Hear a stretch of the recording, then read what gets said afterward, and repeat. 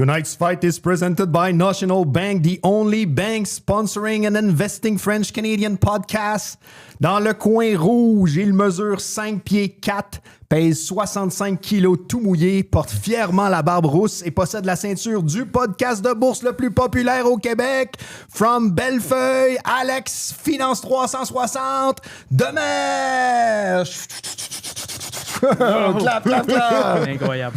Dans le coin bleu, il n'a que 6 mois d'expérience en podcast, mais il trade depuis vraiment longtemps. Tellement longtemps qu'il en perd ses cheveux et est jaloux de ceux de son concurrent. Il pèse 84 kilos tout nu et peut-être 85 après souper. From Griffintown, Marc Stone Cold Argy. Wow. Machine. Alex Demers, merci d'être là. Es-tu content d'être là ou t'es en esti qu'on existe? Ben, au fait, c'est ça. J'ai découvert votre podcast récemment. Puis, tu sais, moi, je suis bien content. Je pense qu'il y a de la place pour plus qu'un podcast sur la bourse au Québec. Puis, tu sais, vous n'avez pas copié non plus Finance 360. C'est carrément un nouveau concept. Puis, tu sais, comme je te dis, j'ai écouté les épisodes. Puis, j'aime la dynamique de 2 animateurs. Vous avez comme 2 personnalités différentes, un background différent, des expériences différentes. Fait que ça amène de l'argumentation puis des débats que moi, je peux pas faire. Là. Je veux dire, moi, je suis un monologue. J'essaie de donner les 2 côtés de la médaille, mais c'est pas évident. Puis, tu sais, avec des personnalités complémentaires de même, je trouve que justement, tu peux aller plus loin. Le format plus long aussi.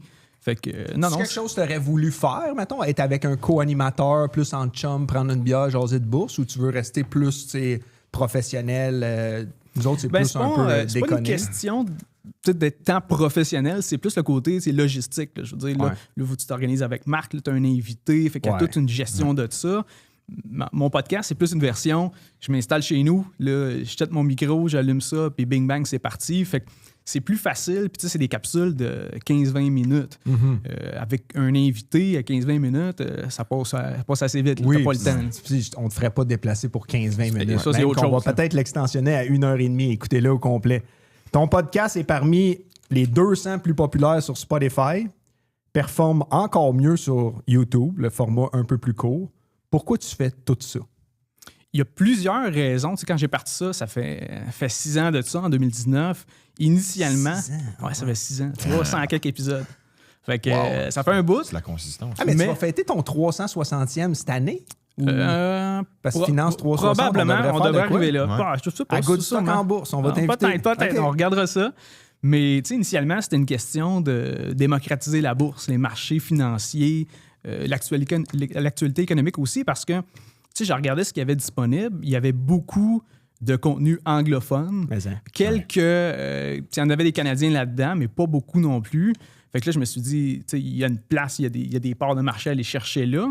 Puis l'idée, je l'ai faite l'idée, c'était vraiment de montrer, en fait, mon parcours en tant qu'investisseur. Fait qu'en documentant qu'est-ce que je fais, fait que t'arrives, comment je vois le marché, qu'est-ce que j'achète, qu'est-ce que je fais comme move, pourquoi je le fais.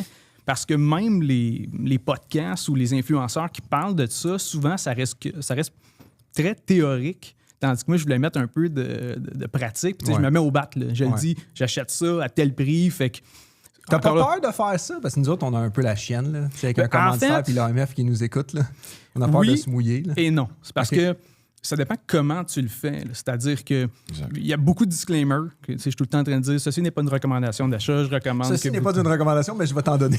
mais moi, c'est ça que j'ai fait. Je partage ce que je fais. Puis je pense que c'est un droit qu'on a de dire qu'est-ce qu'on fait dans des transactions. Moi, je parle de la gestion de mon portefeuille, mais je donne mon opinion aussi sur l'économie. Je ne suis pas un économiste. Je ne suis pas un conseiller financier. Je ne suis pas un PF. Je ne suis pas un gestionnaire de portefeuille. Fait que oui, il faut regarder, il faut faire attention à ce que tu dis vis-à-vis de l'AMF qui check ça. Puis je pense qu'ils font bien parce que t'envoies des tout croches aussi. Oui.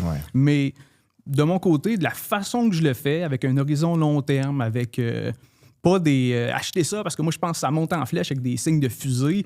Un, c'est pas mon approche. Puis 2, je le dis tout le temps, c'est pas une recommandation d'achat. OK. Tu documentes ton parcours. Alex Demers, c'est qui? Tu viens de où? C'est quoi ton parcours?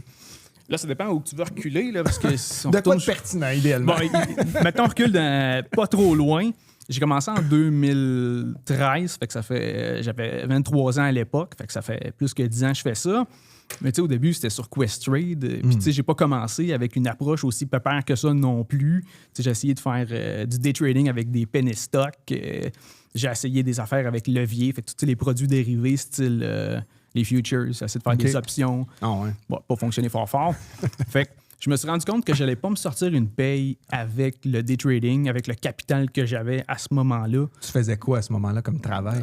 J'étais chez CAE, technicien en simulateur de vol. Ah, OK. Puis j'ai quitté cet emploi-là pour me lancer à mon compte, puis je me suis lancé dans l'esthétique automobile. J'ai appris ça sur YouTube. Puis je me suis trouvé un partner, on a fait du porte-à-porte, puis on lavait des chars chez le monde. OK. Fait que, mais tu sais, on lavait les chars. J'adore là. C'est quand même, ouais. Mais t'avais-tu une passion pour ça ou c'était juste parce que tu voyais Non, en fait, c'est la barrière à l'entrée. Tu sais, c'est ce qui coûtait pas cher à commencer. Ça coûtait pas cher en termes de matériel, en termes de connaissances. Une couple de vidéos YouTube. Fait que je faisais du polissage, cirage, traitement du cuir. Chez les gens. Directement chez les gens. Puis on allait dans des quartiers ciblés. Là. Tu ferais pas ma Kia 2001. Ça dépend si tu 2011. payes, oui, je vais le faire. Là, mais c'était pas ma clientèle cible, initialement. Il sonnerait même pas chez nous. Je ferais pas comme lui. D'après moi, il va payer. Mais ça a été ça, le premier pas vers l'entrepreneuriat. Puis après ça, c'est assez limité parce que quand tu vas chez le monde, l'été, ça se fait super bien. Printemps, automne aussi. L'hiver, pas évident. C'est moi qui ai un. Mais t'avais quel garage. âge à ce moment-là? 23-24. C'est vraiment. Je te dis. Quand même assez vieux pour. Ben, tu sais, vieux, oui et non. Jeune, là. Puis, ouais, vas-y. ton intérêt de finance, étais-tu déjà là depuis que tu étais vraiment plus jeune? Tu avais commencé ta carrière directement chez CAE comme technicien? Au début, j'ai commencé comme technicien chez CAE parce que mon père travaille dans cette compagnie-là. Fait que souvent, tu te fais dire, bon, va chercher ton diplôme, va faire ci, c'est une bonne job, CAE, c'est une multinationale, ça donne des bonnes pensions, des bons avantages sociaux. Fait que je suis allé là-dedans un peu blindfold, puis je me suis dit, bon, je vais aimer ça, mais finalement, je n'ai pas aimé ça. Ouais. Puis après ça, j'étais étudié en administration des affaires. Puis c'est là que j'ai découvert un peu mon intérêt pour la finance, fait, la comptabilité, les décisions financières. C'est pas là que j'ai appris à trader, là, mais tu apprends au moins les bases. Puis c'est ça qui m'a ouvert les yeux sur tout le potentiel de la bourse. Là. Tout ce qui nous entoure, là, c'est toutes des affaires qui sont cotées en bourse. Puis tu peux devenir actionnaire de ces grosses compagnies-là. Fait que c'est là que j'ai eu mon initiation au marché financier. As-tu des stocks de CAE? Non, j'en ai eu. Puis il y avait un plan d'achat d'actions avec l'employeur, fait que ça valait la peine parce qu'il cotisait à la hauteur, là, je pense que c'était 3 %. Mais l'idée, j'en ai eu, mais j'en ai plus. Ça fait plus partie de mon portefeuille. Tu es assez transparent dans tes trades que tu fais. BRP, Saputo, Enbridge, Costco, Amex récemment. T'expliques ce que tu achètes, t'expliques pourquoi. Veux-tu nous partager c'est quoi ton top 3 holding? Je peux même te donner mon top 5. Ah ouais, vas-y. Ouais, dans le fond, ça va peut-être te surprendre parce que souvent, mon portefeuille, dernièrement, j'ai fait des plus petites positions dans des plus petites compagnies. Mais ma première position que j'ai prise, c'était pour Traders 360 quand j'ai commencé à documenter. C'était durant le crash de 2020. Puis mes plus gros achats, c'était Meta, Microsoft, Berkshire Hathaway. Fait que ça a été comme mes plus gros titres. Puis là, évidemment, je les ai achetés en 2020. Puis après ça, je les ai rachetés en 2022 quand ils ont droppé. Fait que, c'était une bonne position initialement, mais juste le fait de leur croissance depuis ce temps-là sont devenus les top holdings du portefeuille. Puis suivi de ça, j'ai Google puis Netflix. Okay. Google, il a planté récemment. Je n'ai acheté une tonne durant l'avril 2025, l'année passée. Ouais. Puis là, il a remonté pas mal avec... parce que tout le monde avait très peur de ce qu'elle arrivait avec ChatGPT, comme si leur modèle d'affaires devenait obsolète. Puis finalement, avec Gemini, avec tous les revenus de YouTube qui sont encore ultra compétitifs. Dernièrement, il y a eu Warren Buffett qui a investi aussi dans Google, qui a donné une petite poussée. Mais grosso modo, ça ressemble à ça. Fait que Netflix, à matin, résultat financier, c'est moyen, ça, quand tu te lèves. Fait que non. Hey, je reviens à Google. Oui, vas-y. Tu fais-tu pas mal de pubs, Google, Meta? Je sais que tu es assez présent sur les réseaux sociaux. Absolument. Je fais de la pub sur Meta et également sur Google. Ça me permet de plugger un de nos commanditaires aujourd'hui, limonade.ca. Si jamais vous faites de la pub sur Google, Meta, puis vous ne voulez pas scraper votre prochaine campagne, limonade.ca, il vous offre une analyse complète de votre présence de sites web, réseaux sociaux et ads, gratis. Puis si vous dites que vous venez du podcast Investi, ils vous payent votre premier 1000$ en ads. Sérieux? De leur poche. Oui, je sais. Honnêtement, je pense même peut-être faire affaire avec eux autres. Limonade.ca. On retourne à nos questions. Marc, as-tu une petite question? Parce que là, je suis tellement excité. Mais tu sais, comme une compagnie comme Netflix, tu penses-tu, mettons, que c'est des industries, toi, selon toi, qui sont toujours d'actualité? Quand tu vois les mergers qui sont en train de se faire dans l'industrie, puis après ça, tantôt, je parlais avec quelqu'un qui me disait, il disait... Google Flix. Non, il me disait Google Flix. Genre, puis là, il était comme avec l'AI, ils vont faire des séries. Fait qu'il n'y aura plus besoin d'avoir des acteurs. Puis Netflix va être désuet. OK. Fait que, c'est quoi, t'as vu, c'est des trucs comme ça? Ben, je pense qu'il y a des points valides derrière ça, puis ça vient un peu toucher aussi la thèse d'investissement de pourquoi j'ai investi dans Netflix initialement. Là, ils changent un peu leur idée, là, parce qu'ils vont chercher un studio, là, Warner Brothers. Ouais. C'est là, théoriquement, c'est allé chercher les licences de Harry Potter, Game of Thrones. Fait que c'est quand même des gros noms, des gros titres. Mais ça coûte cher aller faire une acquisition de même. Puis là, après ça, faire une acquisition, c'est pas aussi simple que mixer deux compagnies. Là. Ça se dit bien de même, mais dans les faits... C'est compliqué. Oui, tu as un mélange de culture, tu as des dirigeants là, tu fais quoi? Parce que vite demain, tu te dis, c'est le fun, on centralise la comptabilité, on va chercher des forces, puis on va aller chercher aux affaires au cinéma. Mais je suis pas certain de cette acquisition-là. Dernièrement, là, je pense qu'ils ont changé ça pour all cash. Oui. Mais ils vont s'endetter pour faire ça. Puis, quand tu t'endettes comme ça, ça peut nuire à ton potentiel futur. Là. Ça se peut qu'ils voulaient aller chercher, mettons, aller diffuser la Formule 1. Là, dernièrement, ils l'ont perdu, cette affaire-là, mais aller chercher la NFL, il y a des coûts à aller faire d'autres moves. La lutte, ils l'ont déjà actuellement. Mais il y a des coûts à aller chercher ces affaires-là. Puis quand tu es endetté de l'autre bord, ça peut nuire dans le futur. Parlant d'endetter puis nuire au futur, mettons que le gouvernement annonce un investissement dans une compagnie d'autobus électriques. Tu es assez pour te convaincre d'investir? Absolument.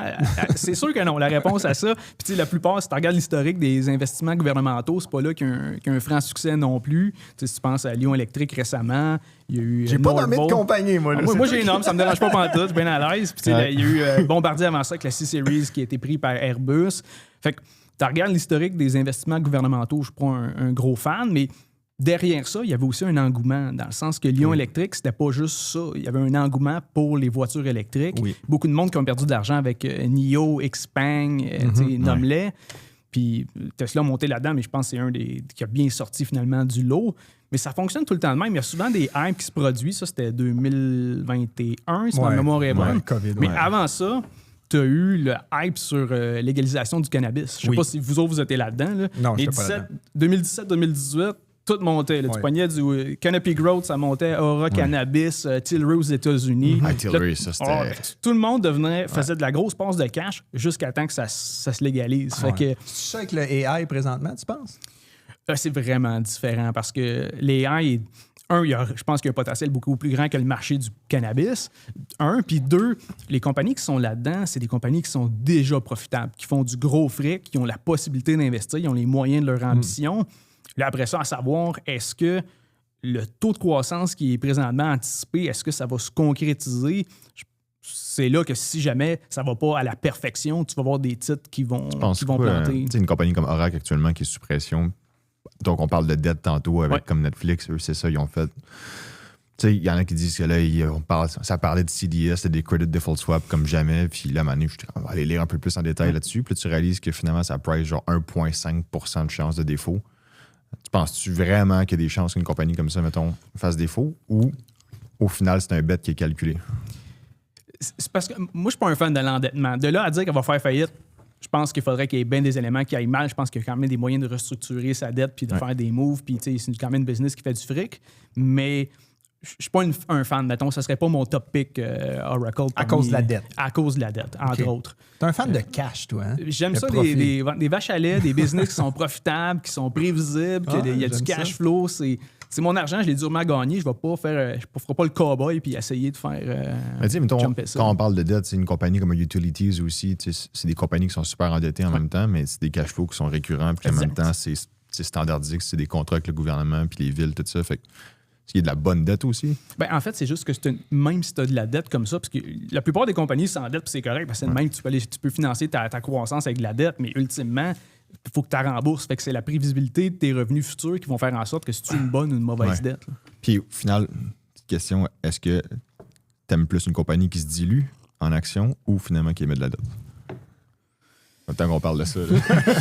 Bonne question. Ben, en fait, j'ai eu les dilutions comme actionnaire, ça m'écoeure au bout. Là. Fait que aller chercher de la dette, mais rembourser-la aussi, dans le sens que faites tout comme du monde, mais entre la dilution et de la dette, je préfère qu'elle chercher de la dette qui rembourse le créancier sur X période de temps. De la dilution, c'est moins cher de la dette. Effectivement. Pour atteindre l'indépendance financière, Alex, c'est possible juste en mettant de l'argent de côté? Impossible. La raison est simple. Là. Si on fait l'exercice, Mettez tout 500$ par mois, tu te vas de matelas. Dans 30 ans, tu vas avoir 180 000.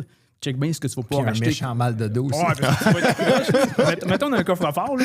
Mais l'idée derrière ça, c'est que ton pouvoir d'achat, il diminue au fil du temps. Ouais. Tout le monde connaît un peu le phénomène de l'inflation. Ouais. Ben, c'est pour ça que c'est important. Juste pour préserver ton pouvoir d'achat dans le temps, il faut que tu le places. Puis l'inflation est de 2 %, exemple cette année. Il faut que tu aies au moins un rendement de 2 %. Puis ça, c'est juste pour préserver ton pouvoir d'achat. L'idée, c'est de faire travailler ton cash pour que tu aies du rendement excédentaire. Puis c'est là que tu le bâtis au fil du temps.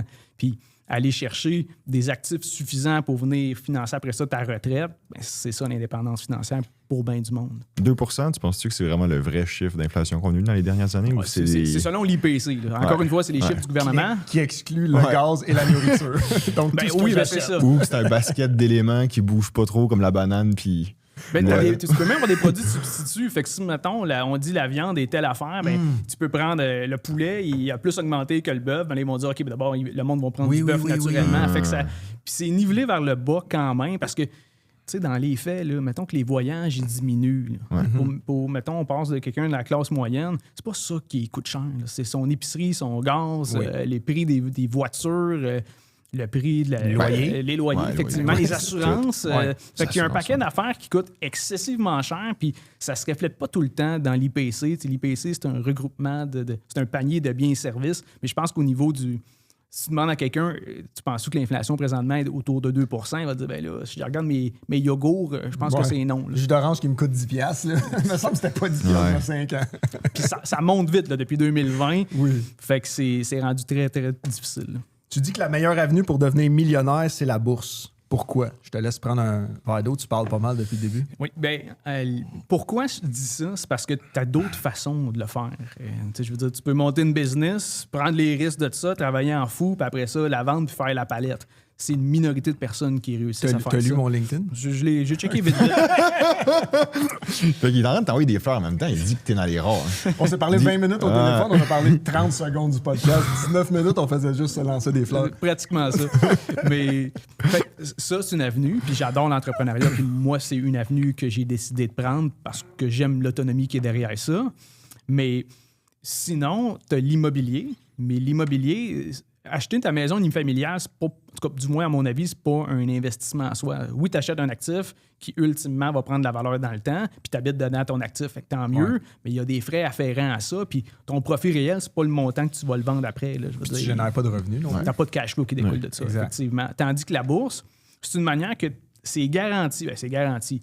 Historiquement, si tu regardes les rendements du passé, mettons, on assume 9-10 % de rendement annuel, si on est dans le S&P 500, ben, tu mets 500$ par mois pendant 30-35 ans à 10 % tu vas te rendre millionnaire. Puis c'est comme une certitude. Dans le sens, c'est une manière le moins risquée si tu es capable de tolérer la volatilité, d'atteindre le million. Mais c'est une méchante discipline. Tu sais, toi, Marc, vous avez cette discipline-là. Moi, je suis un peu cowboy. J'aurais pas cette discipline-là. Là. Ben, je pense que le plus que moi, je regarde, mettons, dans les dernières années, comment j'ai évolué là-dessus, je pense que tu as ton portefeuille d'amusement maintenant que tu fais, tu sais. Parce que, au final, les humains, on aime ça avoir des fois ce petit spike émotionnel, puis c'est ton portefeuille, ton safe play, que là, t'es comme, regarde. Je regardais encore cette semaine, j'étais comme, bon, 2 millions, place à 10 % sur 25 ans, fait combien? Puis là, tu regardes, tu fais, oh, bon, je suis pas mal set pour la vie, admettons que je suis correct. Je fais juste laisser ça rouler, tu comprends? Pour ceux qui nous écoutent qui ont 1000$, là, moi, je donne un exemple. J'aurais pu mettre un chiffre de 1000$, peu importe, mais le concept, c'est que quand tu regardes sur 25 ans, c'est tellement de rendement, tellement d'argent à rien faire qu'il faut que tu aies ce côté-là de discipline derrière. Je pense que c'est le plus important avant tout. Puis, par rapport à l'immobilier, c'est drôle parce que j'écoutais une vidéo hier, c'était un Américain qui détient 14 000 portes. Puis il dit... La leçon que j'ai appris à travers mes 14 000 portes d'investissement, il dit que honnêtement, le meilleur investissement que tu peux faire, il dit, c'est la bourse au final. Il l'a dit. Il dit, pour le travail. Il dit, c'est zéro travail. Absolument. T'sais, très passif. Puis encore là, on rendit 9 à 10 %, c'est ça que tu devrais t'attendre. Si la bourse n'a pas 9 à 10 % de rendement moyen, on va dire dans les prochains 50 ans, ou admettons qu'on va dire 50 ans plus loin et plus basse que maintenant, on est rendu avec des baïonnettes dans la rue. Là. Peut-être pas, là. Les baïonnettes, Je m'attendais pas à ça. La C'est baïonnette pas m'a dans le surpris. Je script. te confirme. Mais non, mais que je veux dire, c'est supposé de monter, là. Ouais. Ce serait surprenant que Ouais, ça mais monte. 9-10, c'est beaucoup. Je m'attendais pas aux baïonnettes. Mais non, mais- Hey, si ça fait 7%, on sort les baïonnettes. mais non, mais ça fait des vues, ça, là. Tu dis que le premier 100 000, c'est le plus difficile à atteindre. Pourquoi? C'est la question qu'au début, quand tu bâtis ton portefeuille, mettons, là, on prend encore l'exemple de 500 pièces par mois, par année, ça donne 6 000 pièces que tu investis. À coût de 6 000 pièces, même si tu fais 10 par année, au début, tes rendements ne travaillent pas fort. Versus, plus tard, ben, plus ton portefeuille est gros, plus évidemment, il travaille. Mais je te donne un exemple. Au début, tu mets 6 000. Jusqu'à temps que tu te rendes à 100 000, ben souvent, en fait, pas souvent, tes cotisations pour faire ta majeure partie de ton portefeuille. Ton 100 000, il provient de 75 de tes cotisations, puis le reste, c'est ton rendement. Oui, exact. Versus plus tard, mettons, tu passes le cap de 100 000, on y va encore le même 10 100 000, tu fais 10 000. Fait que ton rendement, c'est 10 000, puis toi, tu cotises 6 000. Fait que ton travail, ton portefeuille il commence à travailler plus que toi, dans le sens qu'il génère, c'est plus que ce que tu cotises par année. Fait que ça prend à peu près, à 500 pièces par mois, c'est à peu près 10 ans pour te rendre à 100 000. C'est encore là, c'est à 10 là, on peut jouer là-dessus. Mais ton 200 000, ça va te prendre 5 ans. Ton 300 000, 3 ans. Fait que le plus dur, psychologiquement, c'est ton 100 000 parce que c'est toi avec tes contributions qui fait que tu te rends là. C'est pas tant tes rendements. Tandis qu'au fil du temps, ben, la partie rendement, si tu regardes la courbe exponentielle, c'est là qu'à un moment donné, ton portefeuille il génère encore plus que toi, tu peux arriver à cotiser dedans. Avais-tu déjà vu la vidéo d'Arnold Schwarzenegger qui se fait demander ça a l'air que le premier million, c'est le plus dur, puis il avait répondu commence par la deuxième. Puis là, les autres sont là, ils pensent que c'est vrai, puis il y a un astic de long silence, puis il part à rire. C'est trop bon. T'as-tu déjà eu l'impression que tout le monde autour de toi fait plus d'argent que toi? Avec les réseaux sociaux, là, mettons. Là. Ben, imagine que t'as pogné ça dans mes... En fait, je fais juste copier tes meilleures vidéos, moi, là. C'est fantastique. Parce que ça, c'est tiré. J'ai fait des vidéos sur...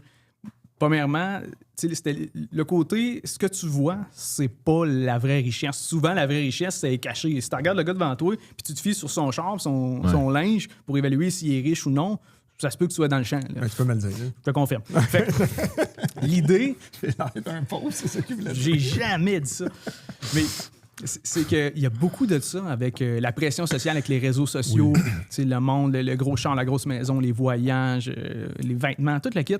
Il y a une pression sociale. Puis là, tu te demandes, comment ils font pour se payer tout ça? Puis il y a beaucoup d'endettement là-dedans. Fait que c'était plus pour... L'idée, c'est de conscientiser le monde que t'es pas mal mieux de bâtir ta richesse silencieusement. Ça va te donner ça t'enlève un stress financier que quelqu'un qui vit paye par paye. Fait que c'était de là que je disais ça. C'est que si tu regardes autour de toi, tout le monde a de la plus riche que toi. Mais je suis d'accord, moi aussi. On dirait des fois, je marche dans la rue puis je parle avec mes amis. Je suis comme, quoi, non, tout le monde, j'ai l'impression que tout le monde est milliardaire. Puis là, je me sens cassé comme jamais. Je lâche ma fourchette, je m'en vais travailler. J'ai des croûtes à manger. Mais tu dis que t'es mieux de bâtir ta richesse silencieusement, mais tu t'exposes quand même beaucoup sur les réseaux sociaux, fait que tu le fais pas vraiment. Oui, mais en même temps, je te demande comment j'ai en valeur nette, c'est combien j'ai. Ben, vas-y, je te demande comment t'as en valeur nette. C'était ma prochaine question. Mais j'essaie de... Je veux être transparent au niveau de ce que je fais comme move, parce que, tu sais, l'idée, c'est le rendement, c'est un pourcentage. Après ça, si la personne investit 100$ ou 1000$ ou 10 000$, ça m'importe peu. Fait que le montant, la valeur nominale de ça, pour moi, ça a peu d'importance. Si tu me dis que tu gères 1 million, tu me gères 100 000, pour moi, tu fais la même discipline, tu fais le même job. C'est bien dit. J'ai l'impression que c'est souvent les autos. Là, tu sais, que je regarde dans ma génération, les jeunes, souvent même qui sont plus jeunes que moi, il y en a des fois qui viennent me voir. Ah, mais il y a ça comme auto, c'est sûr qu'il fait ça. Ça n'a aucun rapport. Là. Financé sur 7 ans. Ah non, mais c'est le plus son gros ratio d'endettement. c'est le plus gros piège qu'il n'y a pas. Là. C'est quoi son c'est PE forward? Ça donne des fausses attentes, je pense. Sans savoir combien c'est ta valeur nette, tu gardes-tu du cash dans un compte épargne? Si oui, combien? Non, mais c'est parce que j'ai une structure différente. Là. Quelqu'un qui travaille à son compte avec un Inc., j'ai mes comptes perso puis j'ai mes comptes entreprise. Fait que mon fonds d'urgence, c'est mon cash flow dans le business. Là. Si jamais il arrive une imprévue, une grosse réparation sur l'auto, quoi que ce soit, on va aller chercher les fonds là. Sinon, moi, je veux que ça travaille. Là. Mon épargne ne reste pas là d'un taux d'épargne, d'un compte épargne à 0,75 %. Tu gardes-tu un 10% cash d'un coup qu'il y a une baisse ou comment? Même ça, c'est pas cash-cash, c'est semi-liquide. Fait que ça va être dans un fonds FNB à taux d'intérêt élevé. Ouais. Tu peux pogner aussi des Comme fonds cash.to, mettons? Oui, Ok. PSA.to aussi. Ok. Fait que, tu sais, tous ceux-là, on s'entend, tu es à 2,3% peut-être dans ce Ouais. coin-là. Tu passes pas, tu mets pas millionnaire avec ça, mais ça fait travailler ton argent en attendant justement qu'il y ait une opportunité. Là. As-tu de l'argent dans un CPG? Non. Mais j'en ai eu par contre. OK. Ouais, j'en ai eu en 2022. Les CPG étaient comme à 5,5 Oui, là, fait que c'est vrai. c'était une affaire à court terme. Là, je l'ai mis pour 1 an, mais c'était comme un 5 garanti. C'était dans un. C'était justement de l'argent qui est stand-by, l'argent Oui, de c'est compagnie. Tant qu'à rester dans le compte comme backup, ben, on va faire travailler un peu. À là-dedans. 5,5 Il y a un produit là-dessus qui existe, je pense, qui a créé ça. Là. C'est un coupon de. C'est comme un CPG, mais sans nécessairement la restriction, puis tu as des rendements qui sont plus élevés. Là. C'est un. Ça, c'est quoi, je pense? Je pense que Un c'est un billet CPG détaché. indexé au marché ou quelque chose du genre, puis que tu peux obtenir une partie, mais tu es capé t'as un minimum. Tu peux pas perdre, mais tu es capé là, sur le gain que tu Un peux billet à faire. capital protégé, genre. Je m'en souviens plus. Je sais pas le nom, mais. Peu importe, c'est pas Peu important importe. parce que c'est pas une compagnie qui nous commandite. Fait que. Hey, des secteurs qui sont sous le radar. Tu sais, tout le monde regarde le hype du AI. Tout le monde regarde ce que Trump va dire parce qu'il est en train de nous dire dans quoi le gouvernement est investi. Mm-hmm. Toi, tu regardes-tu de l'autre bord à droite pour des secteurs qu'on passe sous le radar? C'est un peu tout le temps ça que je fais parce que je pense que c'est là que tu trouves des opportunités d'investissement. Si tu regardes, mettons, en 2023-2024, tout le monde regardait les AI. C'était comme la grosse affaire. Fait que tout le monde s'est mis à miser là-dessus, les Nvidia, puis les Big Tech, tout ça. Pendant ce temps-là, le secteur pharma, les compagnies pharmaceutiques, c'était dans le dallo. Fait que j'ai pogné du Johnson & Johnson, Bristol Myers. C'était des compagnies qui étaient tellement sous-évaluées à ce moment-là parce qu'ils étaient comme délaissés par le marché. Pour moi, c'est un deal. Présentement, je pense que les investisseurs sont encore à la recherche de gros rendements puis il y a un gros appétit pour ça. Fait que c'est dans des secteurs plus plates, peut-être, qu'il y aurait des deals. Le secteur des logiciels aussi, qui est très assommé. Mais, Je te dis pas que c'est secure, là, mais je te dis que présentement, si tu regardes, mettons, du Adobe ou du Salesforce, tu regardes au niveau de leur ratio financier, tu regardes au niveau de la structure de l'entreprise, le modèle d'affaires, les taux de croissance, ça va pas si mal que ça. Là. Oui. Quelqu'un m'a demandé dans l'audience de te parler de Duolingo. C'est un stock que tu couvres? Pas du tout. Ok. Je pourrais... Je sais c'est quoi l'application... Juste me faire perdre mon temps, son commentaire. jamais touché à ça. Le secteur des logiciels, tu en as parlé. Des compagnies très rentables. Mm-hmm. Est-ce que... En fait, tu as déjà répondu à cette question-là. Est-ce que le marché est trop pessimiste? Est-ce qu'on réévalue enfin le prix de la croissance? C'était ma question que tu as déjà répondu, dans le fond. Je pense que... si je reviens là-dessus... Ben, c'est-tu un buy de dip ou c'est un piège? Ça, c'est l'avenir qui va nous le dire, mais pour l'instant, si tu regardes, c'est selon tes propres... si toi, tu penses que ces compagnies-là, ils vont se faire ramasser par les AI, puis que ça va devenir désuet, mettons tout ce que offre Adobe, puisque à ce temps, tu peux le faire facilement avec les AI, il faut que tu te poses la question, parce que sinon, effectivement, je veux dire, ils sont pas sous-évalués, c'est juste qu'ils s'en vont dans le dallo. Fait que faut que tu te poses la question. Fait que si tu as confiance en Adobe, Salesforce qui est c'est un CRM. Fait que est-ce que tu penses que les AI, demain matin, toutes les compagnies qui ont un CRM avec Salesforce, ils vont remplacer ça, puis ça va être facile à se faire la transition? Si tu penses que non, c'est potentiellement Très surprenant. Ben, moi, Sans je vois pas donner un comment. conseil, Le CRM, c'est intégré pas mal dans le business. C'est tough à changer. Ben, pas mal. C'est tough à changer. C'est une business. Je suis d'accord, mais en même temps, les frais, apparemment, sur Salesforce, les frais sont quand même assez élevés aussi. Là. Ouais. Ils ont sorti un nouveau plan un peu moins cher. Ils vont s'adapter aussi, c'est sûr. Là. Ouais. Bref. Tu investis, toi, surtout dans les large caps avec dividendes. Ouais. J'écoute un épisode sur 2 que tu fais, puis je dois être rendu à peu Pourquoi près... pas 2 sur 2? Parce que des fois, j'aime écouter des affaires d'humour. Fait que je mixe mon trajet. C'est une manière de dire t'es plate en sacrifice. Non, c'est une manière de dire, nous, on essaie de combiner le divertissement à bourse. Fait que je m'intéresse à la bourse, je m'intéresse au divertissement. Ouais, ben c'est bien. Puis à l'humour. Mais là, si tu continues, je n'écouterai plus pantoute. Fait que c'est toi qui choisis. Surtout des large caps avec dividendes. Ouais. C'est un choix de conviction? C'est une adaptation à l'environnement macro ou c'est vraiment une aversion du risque? Pas une aversion du risque parce que des large caps, tu as quand même des.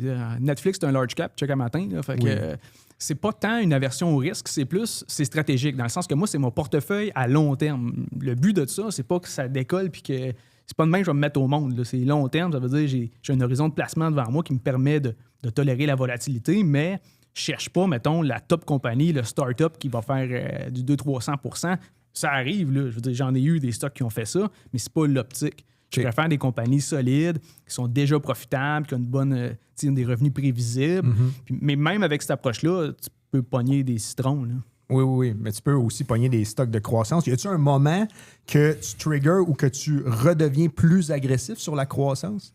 Pour moi, les titres, ils n'ont pas vraiment des catégories. T'sais, oui, il y en a des plus value, il y en a des plus croissance, mais Netflix, en 2022, c'est un titre de croissance. Tout était en train de les abonner. Il y avait de la compétition à côté. Tout le monde pensait que c'était à la fin de Netflix. Meta aussi. Meta également, c'est vrai.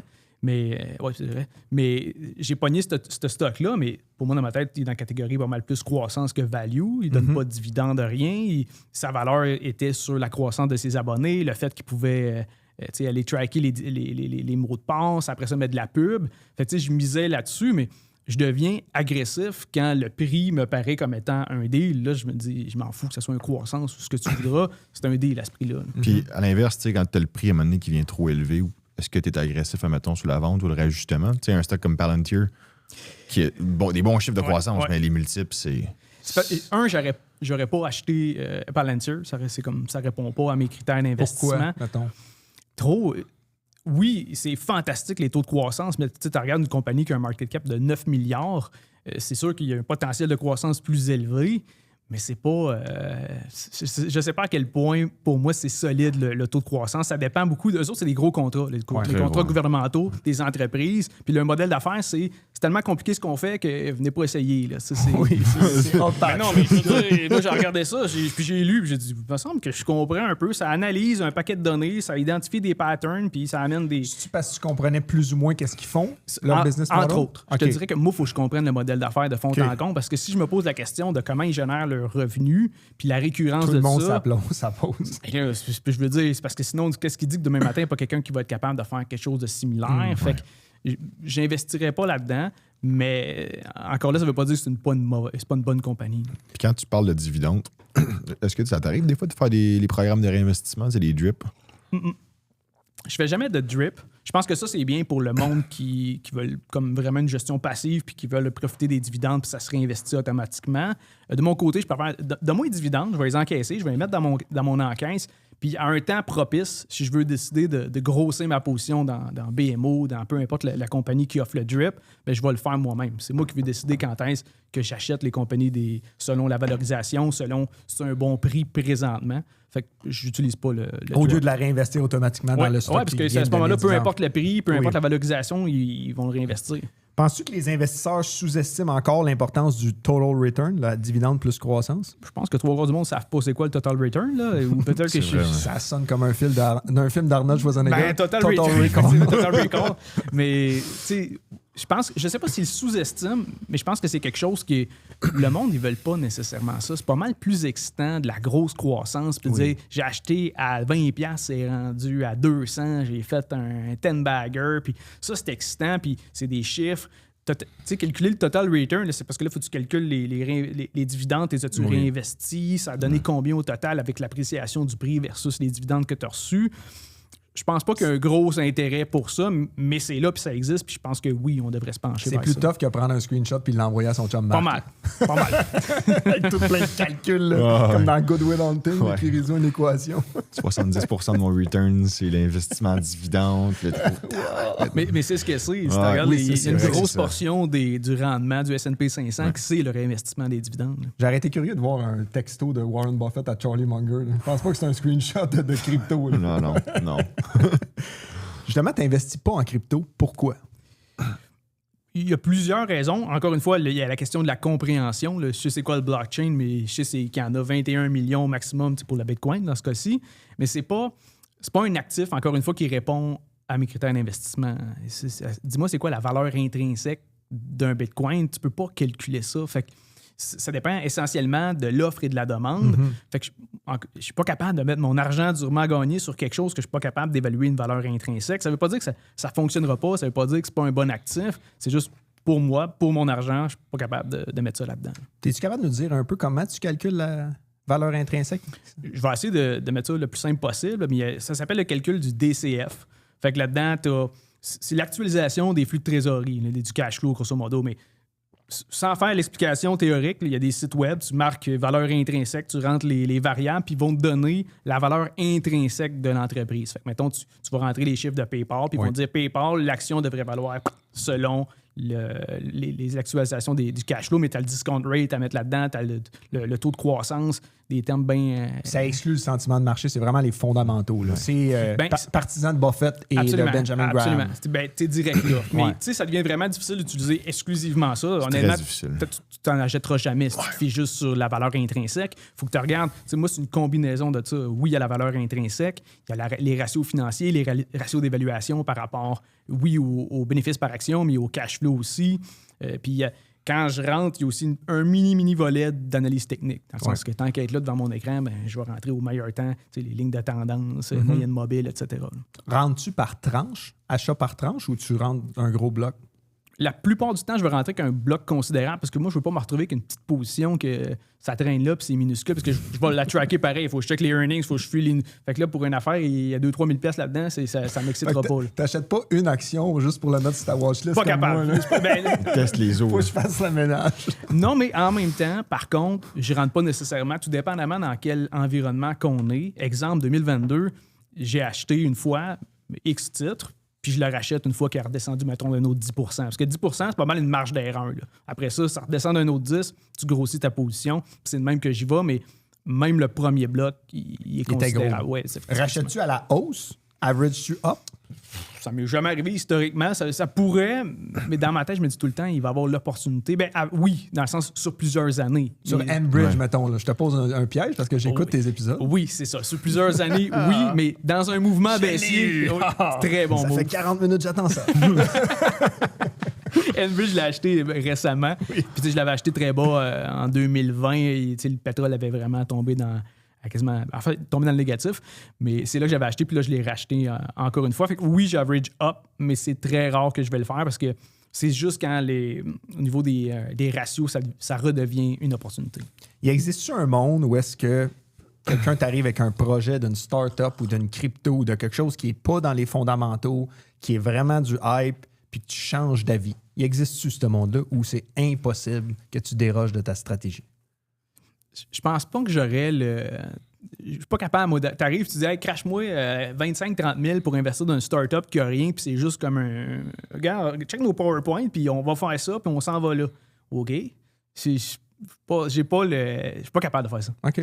Mon argent, je l'ai tellement travaillé qu'arriver puis faire des gambles. Puis tu sais, c'est correct aussi, le monde qui font ça. Je veux dire, il y en a que c'est des venture capital, c'est le même qui réussissent. Il y en a mis sur 10, il y en a 8 qui meurent, puis il y en a 2 qui lèvent. Mais ceux-là qui lèvent, ils lèvent sur un méchant temps. Fait que tu rentabilises tes moves de mort. En 2023, j'ai investi dans 3 startups. Il y en a une que 2 semaines après, je savais que j'avais perdu mon 25 000. Vois-tu ça? Mais c'était des montants quand même que tu devais dire... Je suis capable de perdre ça. Là. Mais ça fait chier pareil. C'est 25 000 fois 3. Ça va vite pareil. Mais c'est ça. Moi, je l'aurais pas fait. Comme on dit, c'est un char dans mon parking que j'ai pas. Mais tu sais, est-ce que tu as toujours été comme ça dans ta personnalité ou c'est mieux avec la maturité, les responsabilités qui changent aussi? Très bonne question. Je pense que plus tu es jeune, plus tu vas aller chercher les gains rapides. Ouais. Puis, je suis rendu à 36 ans, puis je me dis, j'ai encore du temps devant moi. Fait que on va se rendre tranquillement pas vite. On va faire des bons choix. Je veux être rationnel aussi, ce qui fait en sorte que même s'il y a une baisse demain matin, je ne suis pas en train de m'arracher les cheveux de sa tête. Là. Je vais bien dealer avec ça. Je garde mon sang-froid. Parce que, je comprends dans quoi j'investis. Puis mes choix, c'était pas comme ça monte à 10 fois ou ça s'en va à 0. Fait que je pense que ça vient avec le temps, la maturité, puis l'expérience aussi. Là. J'en ai eu depuis 2013 des ups et des downs. Puis quand, mettons, tu sais, peut-être pas nécessairement un projet comme Derek qui vient de dire avec le 25 000, mais si tu as un crash, mettons, comme on a eu en début 2025 quand les tarifs sont arrivés, ça va-tu t'arriver des fois de faire bon, j'ai un compte cash marge, je vais prendre un 15-20 %, je sais que le marché fait du sens, les compagnies, je les aime, je veux aller chercher un peu plus d'exposure. Je veux jamais prendre un margin. T'endetter pour investir, c'est ça la question. Prendre du cash puis aller chercher de l'argent un peu partout puis descendre ma paye pendant un bout juste pour aller... Je l'ai fait en 2020. Là, fait que ça, oui. Ouais. Quand je vois vraiment des deals puis dans ma tête, je fais qu'est-ce que le monde font à vendre du Microsoft à ce prix-là? Puis là, je vais tout faire pour mettre de plus de fric là-dedans parce que pour moi, c'est un deal. Ouais. Fait que Quand c'est des no-brainers absolus. Exactement. Ouais. Puis tu sais, les risques, j'y prends dans le Ça sens arrive que... pas par contre souvent, ces opportunités-là. Non, mais ça arrive, tu sais, 2020, 2022, 2025, à date, aux 2-3 ans, on a des bons deals qui arrivent. C'est vrai. Jusqu'à où tu es prêt à te priver pour investir dans un bon deal de même? Mettons, tu skippes le super à soir ou jusqu'à où tu es prêt à On aller? se rendra jamais jusque-là. Parce que, Non, mais je veux juste savoir ta tolérance à la douleur. Là. Ben, je pourrais vivre d'un niche à chien si non, mais j'en fous. L'idée, il n'y a pas vraiment de... Je suis pas un gros dépensier. J'ai pas besoin de grand-chose. Là, j'exagère. Mais pour moi, les deals, là, des fois, il y en a quelques-uns ce temps-ci, mais quand tu les as devant toi, il faut que tu fasses le move parce que sinon, tu sais... Moi, je fais rien 90% du temps. Là. C'est là dans l'encaisse, puis ça attend jusqu'à temps qu'il y ait des deals. Mais ça, si je fais rien quand il y a des deals, à un moment donné, tu fais rien pantoute. Ben, t'auras pas de rendement. Là. Tant qu'à ça, vas-y dire que des fonds initiels paraît de te casser la tête. Là. Exact. Tu fais quoi de ton day-to-day, justement? Tu dis que tu fais rien 90% du temps? Je suis énormément dans mon bureau. Fait que je te dirais, je suis tout le temps soit en train de lire des nouvelles, checker les graphiques, les stocks. Ah, vraiment un disciple de Buffett. Il lit les états financiers. Moi, dans c'est le ça que j'aime. journal. Les états financiers, là, à cette heure, sont rendus drables. Là. Tu t'es passes en ChatGPT puis tu vas voir les hot points. Là. Mais non, mais honnêtement, je vais au gym, je fais mon trading le matin. Après ça, l'après-midi, je vais lire. Je suis pas... T'es père aussi? Non. Non, okay. Non, mais je suis beau-père, par exemple. J'ai une blonde qui a 2 enfants. C'est ça, les photos dans le sud Oui. que je t'avais espionné sur Facebook. Non, mais magnifique famille. Merci, t'es gentil. Félicitations. Tu sais, Mais pas juste ça. Hey, attends une minute. Là. Wow. Faut que je parle de quoi? Ouais. T'es cotes en tabac, t'es rip, man. T'as-tu un six-pack? Bon, ça dépend à quelle période de l'année. L'été, Mais un dans peu le plus. sud, en tout cas, là. Ben, j'essaye. Mais tu sais, je fais juste... J'attends à ce que On je... te parce que je demandera mange pas d'enlever ton t-shirt, mais c'est pas une bédaine de bière comme moi. Là. De la IPA sans alcool. le gars, il était pas assis au bord, en tout cas, dans le sud, lui. Non. Il est pas sur le Pignon Canada. Non. Excuse-moi. Vas-y, Marc. Non, ça me tracassait. Ça fait 3 jours que je pense à celle-là. J'étais là, mon pote, ta gueule. C'était crucial, ce bout-là. Ça manquait. Ouais, j'ai recommencé à me mettre au gym depuis 2 jours. Je me suis dit, au cas où qui me demande une compétition. Non, mais tu sais, là, on faisait une joke avec le combat de boxe. Ouais. Mais j'étais là, non, c'est pas à boxe. Faut que je le pogne, c'est au UFC. Moi, juste me coucher. Je suis genre 50 livres La de plus. soumission, c'est fini. C'est ça qu'Elon Musk il disait. Tu sais, dans le temps, il y avait le combat Avec, Zuckerberg. Zuckerberg, puis, ouais. Elon Musk, il dit, vous l'avez jamais vu, mais il est petit puis il est léger. Je fais juste me coucher dessus. Je fais une C'est clé. fini. C'est fini.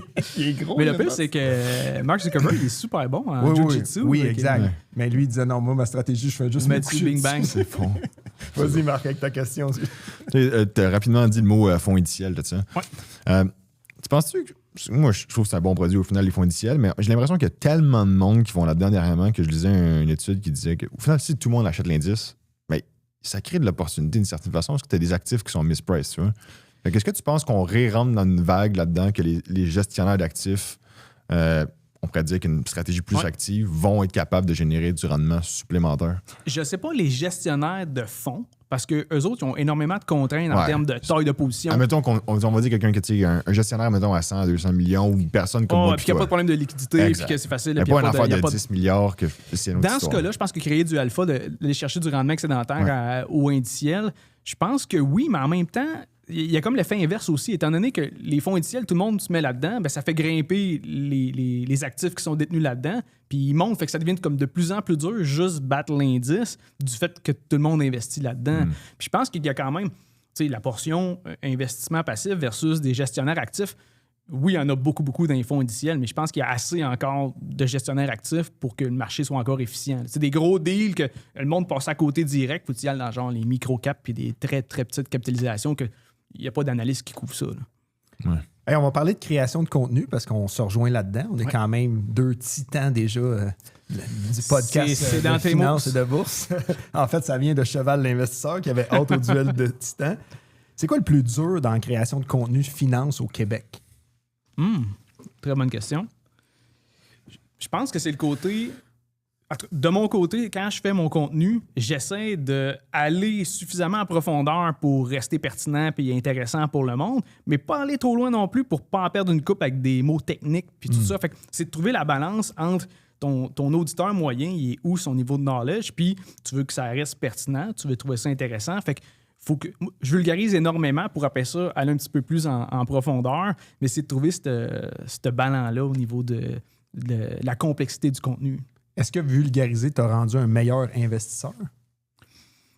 Pas vraiment, dans le sens que, ultimement, quand tu m'entends parler dans mon podcast, c'est des affaires que j'ai déjà checkées, puis je fais juste comme le mettre public. Fait que je pense pas que ça m'a aidé. Par contre, ça m'a aidé au niveau de la communication, au niveau de comment expliquer des affaires compliquées de façon plus simple pour que tout le monde comprenne quand tu parles. Je me rappelle plus qui disait ça, mais il disait si t'es pas capable d'expliquer un modèle d'affaires à un enfant de 10 ans, achète pas accompagné. Je pense que c'est Peter Lynch. Peter Lynch. Ouais, Ben, solide.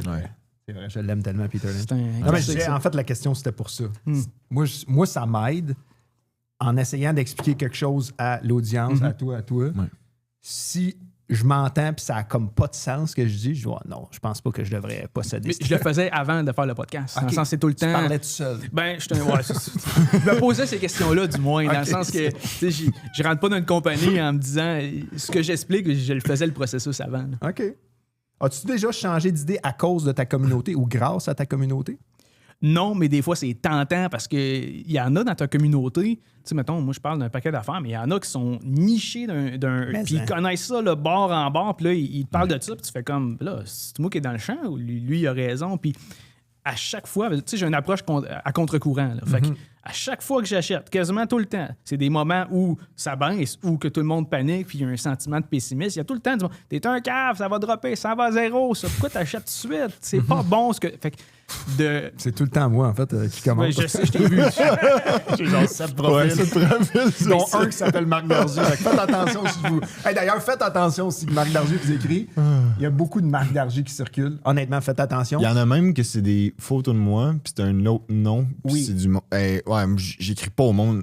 À moins que tu m'écris, je te réponds, mais sinon, j'écris jamais à Mais personne. il y a une affaire assez facile à remarquer. Les photos de Marc qui sont pas vraies, il y a plus de cheveux que maintenant. Ah! Comment? Ça baisse pas si vite que ça. Là. On a eu une question. Es-tu allé en Turquie En Turquie? pour tes cheveux? Non, je te confirme, c'est tout du La naturel. barbe non Ça. plus? La barbe, les cheveux, all natural. Impeccable. Honnêtement, Merci. ta dépense de barbier doit être élevée. C'est aux 2 semaines. Ah ouais, Ah OK. oui, ben oui. Puis ça Il est pousse et- discipliné, c'est incroyable. sure. Moi, Ouais, j'ai là-dessus- essayé avec mon rasoir de me faire de quoi, c'est horrible. Ma blonde, elle m'a vu un matin, elle m'a dit j'ai jamais vu une aussi laide coupe. Ça mérite de nous écouter sur YouTube. Si vous êtes dans votre char, parquez-vous puis écoutez ça. OK, on jase de psychologie. La plus grosse erreur que tu vois chez les investisseurs débutants. Oh. Je pense que la plus grosse erreur, c'est de courir plus après le rendement que d'investir dans des choses que tu comprends. Fait que souvent, tu vas sur un groupe Facebook, tu vas lire sur Reddit, puis là, maintenant, tout le monde s'excite sur un titre. Puis là, ah ouais, tu rentres dessus, puis ça monte, puis tant mieux. Mais quand ça descend, tu comprends pas ce que tu as. Fait que souvent, c'est là que tu vends, ça panique. Fait que, Ou t'en rachètes puis tu creuses ou ta t'en tombe. rachètes, puis tu t'en vas encore plus dans le dallo. Mais je pense que c'est d'arrêter de courir après le rendement. Tu sais, juste un fonds indiciel. Là, mettons quelqu'un qui veut pas se casser le basic, qui pogne ça, puis il est safe. Là. Fait que d'essayer tout le temps de faire des trucs ultra risqués pour aller chercher des rendements extraordinaires. Souvent, tes risques viennent... Oui, tu as un potentiel de gain plus élevé, mais ça se peut que ça ne fonctionne pas non plus. Tu parles de rendement, ça me permet de plugger notre commanditaire BNCD. T'as-tu un compte chez BNCD? Oui, j'en ai un. Félicitations. Merci. Depuis qu'on a fait le podcast ou avant? Un petit peu avant. Ah, si on avait une cote! Tu parles de rendement, tu sais, mettons que, en fait, on se faisait contacter, on a vendu on a 19 billets de vendus pour Goodstock en bourse, qui est le festival investisseur, mais il est 250$. OK. Puis on va sûrement l'augmenter parce que ça coûte cher. Puis plus on va trouver de commanditaires, plus on va... Tout ça pour dire que pour bien du monde, 250$, c'est énormément d'argent, surtout quand tu as 1000$. Puis quand tu as 1000$, puis que tu prends une position à 100$, puis tu fais affaire avec une firme de courtage ou une application qui charge 9,99$ par transaction, ça veut dire que tu achètes 100$, tu payes 10$, donc tu es moins 10%, right? C'est facile, man. Quand tu vends, Quand tu la revends, un tu autre. payes un autre 10$, fait que tu es moins 20%. Puis la loi des mathématiques, pour refaire ton 20%, il faut que tu fasses 25% up. Wow. Fait que là, il faut au moins que tu fasses 25% de rendement pour arriver break-even sur ta position de 100$. Fait que allez sur bncd.ca, le lien est dans la description, ouvrez-vous un compte, c'est gratis les frais de transaction. Fantastique. C'est un beau run. C'est c'est merveilleux, quand ça. même, Ouais, c'est une bonne Mais il plug. paye cher, fait que faut que je me pratique devant le miroir. Ouais. Tu sais, c'est un peu quand toi tu parles à ton écran. Je pense tout que je seul. vais m'ouvrir un autre compte. Hey, honnêtement, t'es Un excellent. deuxième. Est-ce que tu lis des notes quand tu parles tout seul ou t'es vraiment... J'ai un écran ici, Oui. tout le temps mon portable. Puis au début, quand je faisais mon podcast, c'était freestyle. là. Puis si tu regardes, en fait, si tu l'écoutes, moi, je suis gêné de l'écouter là, parce que dans ce temps-là, comme je t'ai dit, j'ai improvisé. Fait que ça durait 30 minutes pour que j'aurais pu tout dire en 5-10 minutes. Là. Ah ouais, J'allais ok. gauche à Allez droite, écouter puis- les premiers. Ah non, s'il vous plaît. Mais nous autres aussi, c'était pas bon, en tout cas. Non, vous autres, honnêtement, c'est super bon. Mais les j'ai premiers, les au là, téléphone. ça faisait 7 puis- minutes, je le connaissais. Là, c'était... Je sais, mais c'est justement, ça ne paraît pas. Puis vous avez vraiment comme une dynamique qui est hot, là, parce que c'est tellement deux entités vraiment à l'opposé. T'es un peu plus cowboy, il est très analytique. Ça fait des personnalités complémentaires, ça s'écoute tout seul. Là, fait que... On essaie un peu de reproduire le livre Rich Dad, Poor Dad. C'était comme la personne moins en moyen, puis maintenant... J'avais hâte de voir si t'en allais avec moi. Moi aussi, j'étais comme ça. J'ai dit, ça, là. Pas ça, je voulais dire. Je voulais lire ma note. J'étais comme ça avec un gars dans le livre. Mais oui, Non, je non, lis il y a un des... père aussi. Ouais, je sais. Mais... J'ai une couple de lignes directrices d'écrit. On revient à nos moutons. Qu'est-ce qui te fait le plus peur? La peur de sous-performer l'indice, parce que tu te compares quand même souvent à l'indice dans ton Absolument. bilan annuel, Oui. que tu as battu d'ailleurs cette année. Oui. 22 là? 22, oui, puis le SP500 a fait 16, mais si on veut être transparent, le TSX a fait 28. Fait que faut choisir ton indice. Oui, les gestionnaires choisissent souvent leur indice. Le Dow Jones, il choisit ça. Il est facile, lui. Le Dow Jones est en haut. Hey, le Dow Jones exactement. surperforme le S&P. Hein? Peut-être depuis le On début de l'avait l'année. Depuis le début de l'année, je l'avais Pas l'année passée, par contre. Non, mais ça, c'est la prédiction de cette année. OK, qu'est-ce qui te fait le plus peur? La peur de surperformer l'indice ou la peur de rater une opportunité, le FOMO? Oh, définitivement le FOMO. Puis je pense que c'est quelqu'un qui dit qu'il ne vit pas ça, il va se mentir à lui-même parce que le FOMO, là, c'est quelque chose, c'est intrinsèque. Là. Je veux dire, tu vois ça, tout le monde embarque. Tu sais que présentement, c'est silver, l'or, tout le monde fait du gros fric avec ça. oui. Là, t'es comme, là, moi, ça répond pas à mes critères d'investissement. Au même titre que T'en as j'investis pas. pas dans le Bitcoin, j'ai rien en lingots d'or, j'ai pas de silver, j'ai rien de ça, ni en physique, C'est ni sûr en... que tu ne bats pas le TSX si tu n'as pas de... Ça va être difficile. Oui, exact.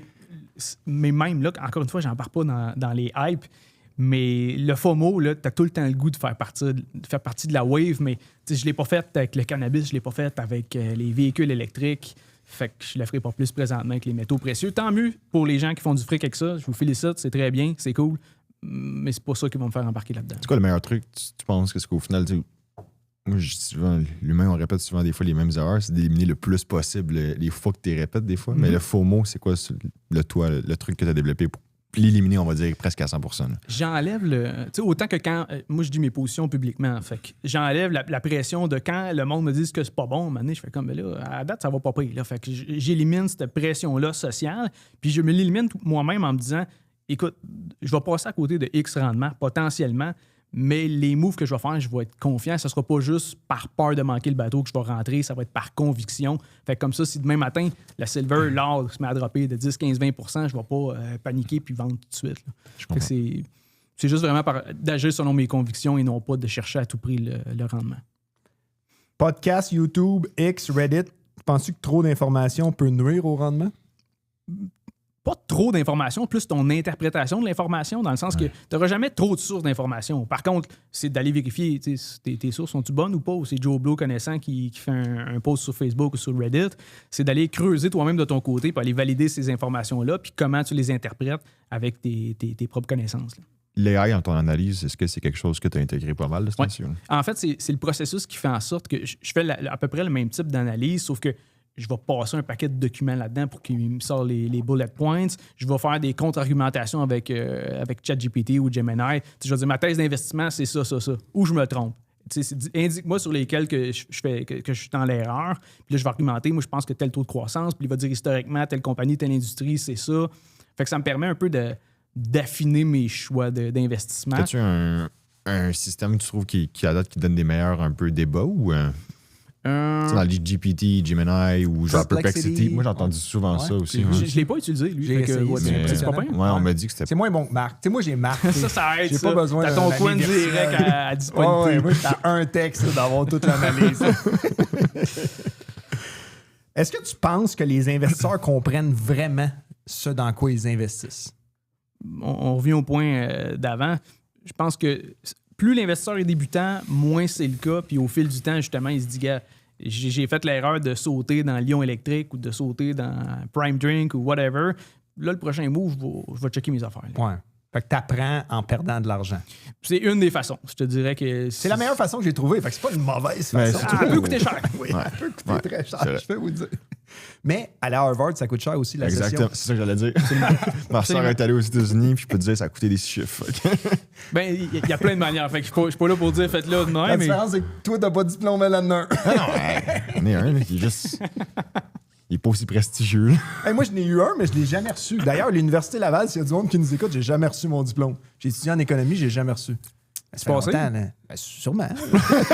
On va poser la question. C'était des tests en ligne. J'avais choisi ce programme-là parce que c'était juste 2 tests en ligne à mi-session puis à la fin de session. OK. Fait que tu peux c'est une rester chez économie vous. de temps. Puis, Ouais, oui, une c'est économie de fantastique. J'habitais même pas là. C'est quoi un CDR, puis c'est-tu bon?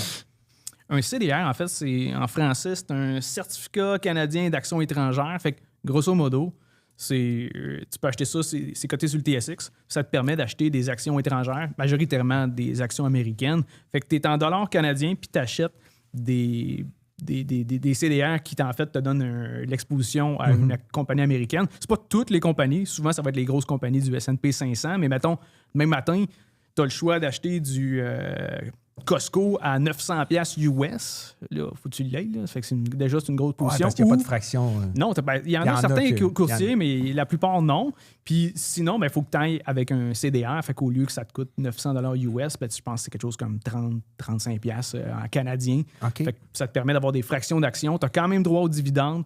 C'est juste que ça te sauve la conversion de devise. Par contre, est-ce que c'est vraiment 0 sans frais? Pas tout à fait. Là. Il y a des frais de couverture de change. Fait que, mais c'est intégré dans le prix. Là. Fait que c'est pas comme des ratios de frais de gestion. C'est parce qu'au final, avoir travaillé là-dedans, moi, j'ai jamais vu des clients qui avaient ça dans les portefeuilles. Au final, puis c'est pour qui ce style de produit-là? Je pense que c'est, mettons, c'est un petit portefeuille. Ça va faciliter l'achat d'actions parce que sinon, acheter une action de Costco, c'est pas évident pour quelqu'un qui a Ça revient à 1300$ canadiens. Ben non, mais c'est pas juste ça non plus. 1400. Mettons que tu as juste 5000 à investir. Là, tu Oui, t'es c'est rendu à plus que 20% qui est juste dans Costco parce Ouais. que tu n'avais comme pas le choix dû au prix de l'action. Un peu la même chose avec American Express qui est à 360$. Oui. Ça monte vite pour quelqu'un qui a un petit portefeuille. Fait que je pense que les petits portefeuilles, les CDR, ont leur place là-dedans. L'autre chose aussi, c'est sûr que si le taux de change, à un moment donné, il a monté à 1,42, 1,43, 1,44. 48 même. Ça se peut. 47, Il a monté pas mal. Oui. Ben, à ce moment-là, ça peut être intéressant de pogner le CDR parce qu'il donne une couverture sur la baisse du dollar US. Fait que ça peut Mais être dans une la majorité opportunité. des cas, on va dire que ça, c'était assez unique, Ouais. là, cette situation. Dans la majorité des cas, t'es mieux de pogner l'action US en tant que telle que de pogner des versions CDR. OK. Ouais, mais en même temps, avec 5000, tu sais, là, t'es souvent chez Costco à acheter des gros pots de beurre de pinot avec ta Amex, là, tu sais. Très bon point. Pour essayer Très de... bon point. Pour essayer de te essayer de créer rebalancer. du rendement. Absolument. OK. FNB tout en un versus portefeuille personnalisé. C'est une liberté, c'est une illusion de contrôle. Qu'est-ce que toi, tu recommandes? Faut que tu me précises la question parce que je trouve que. Qu'est-ce que tu veux dire par un FNB Ben, tout tu en vas-tu un? avec un FNB tout en un ou tu vas avec du stock picking? Moi, définitivement, je suis vendu stock picking. Là, la question, c'est est-ce que pour monsieur, madame, tout le monde, c'est mieux du stock picking? La réponse est non. Parce que ça prend du temps, ça prend certaines connaissances, ça prend de l'implication. Quand tu achètes une action individuelle, il y a des moments pour le faire. Fait qu'il faut que tu analyses la compagnie, il faut que tu analyses les concurrents aussi. Ouais. Fait que ça prend énormément de temps. Versus un fonds indiciel, tu ne te casses pas le basic. Tu achètes avec des sommes périodiques, tu achètes à chaque 2 semaines, à chaque mois, le même fonds indiciel. Tu as des fonds indiciels pour un indice spécifique, mettons le S&P 500, mais tu en as aussi qui vont te donner exposition internationale, le marché émergent. Fait que pour quelqu'un qui ne veut pas se casser le basic puis qui veut quand même un bon rendement, de la diversification automatique, je pense qu'un tout en un, c'est une belle avenue. Restons dans le stock picking. Parle-moi donc de tes mauvais coups. Oh bon, et ça, j'en ai plein, ce temps-ci. Vas-y. Je te dirais, mettons, mes 3 pires actuellement, tu as du TELUS qui est quasiment à moins 30%. Ouais, c'est dégueulasse. Moi aussi, je le regardais, celle-là. Ah, ben, ça moi, continue. regarde de le Moins baisser. 30 dans les 5 dernières années ou cette année? Ou dans les 12 dernières Moins années? 30 depuis que je l'ai. Ma position dans mon portefeuille, OK. j'étais à moins 30% sur du TELUS. Je pense que je l'ai pogné autour de 25-26$. C'est rendu 18, 19. Ouais, exactement. Le Tu sais, dividende, il est bon, par contre. ouais, mais tout le monde capote là-dessus. Tout le monde dit hey, le dividende, il est bon, c'est un rendement J'espère annuel qu'il est des bon à moins dividendes. 30%. Ouais, mais t'as peu. C'est ça l'affaire. Il est bon parce que tu t'es fait payer à détenir le titre, mais je vous dis tout de suite, la perte n'est pas couverte par les dividendes. Ça, c'est un. Ouais. 2, là, présentement, il est à 9% le rendement des dividendes.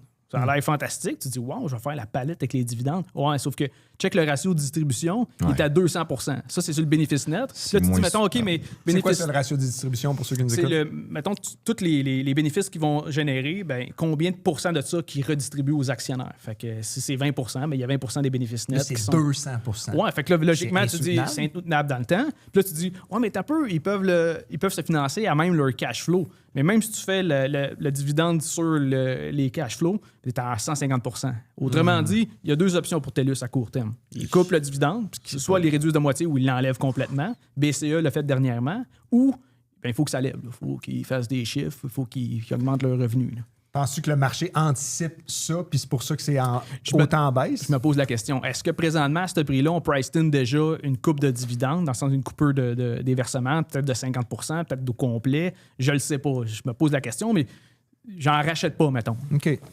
Est-ce que tu te poses souvent des questions quand ça va un peu plus mal? Tu parles d'Adobe, Nike, tu te couches le soir, tu te poses des questions? Ou... Je ne vais pas fou avec ça non plus. Je dors très bien la nuit, mais je veux comprendre qu'est-ce qui se passe avec mon titre, parce que si, un moment donné, l'action, ça s'en va vraiment pas à la bonne place, mais je vais vendre. Je ne suis pas marié avec ces actions-là non plus. Là. Non. T'es-tu marié? Non.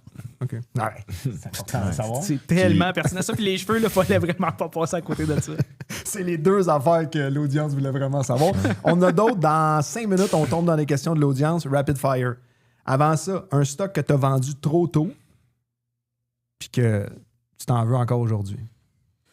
Ça va être un facile, c'est Bombardier. Je l'ai acheté, ça fait très longtemps. Je l'ai acheté en 2016, dans ce coin-là. C'était 1 pièce à peu près l'action. Il a monté à comme 3 piastres quand ça a fait le deal avec la C-Series puis Airbus. Moi, j'ai vendu ça. J'ai fait quasiment 3 fois mon argent. Fait que j'étais super content. Là, après ça, je pense que c'est rendu à 200 quelques piastres. Là. Il a fait un reverse split, là, mais quand même, là, si tu regardes ça, c'est comme 20 fois mon argent que j'aurais fait avec ça. Ouais, c'est plate. Tu penses-tu que il y a beaucoup de monde, c'est une question que je demande souvent. Penses-tu qu'il y a beaucoup de monde qui garde des stocks 20-30 fois? Je me pose la question parce que dans mon portefeuille, j'ai du 2, 3, 400%. Mais du 2000, 3000? Ça, j'en ai pas. Fait que c'est pour ça que je me dis, mettons, Mané, tu te rends là, tu fais-tu comme, je vais trimer un peu ma position ou moi, je pense que j'ai fait le move que je devais faire. Fait que je le sais pas. Je sais même pas comment moi, je vais réagir. Tu sais, que t'es rendu avec du 1000%, ça dépend. Sur 20 ans, c'est une chose. Mais tu fais, mettons, un move de même, puis sur 3, 4, 5 ans, puis t'es rendu à 20 fois ton argent. Ouais. Prendre des profits, je pense. Ça dépend du montant initial. T'sais, si toi, tu achètes un gros bloc en partant, si moi, je mets, je sais pas, 100 000 dans un stock, j'attendrai pas du 2000 %.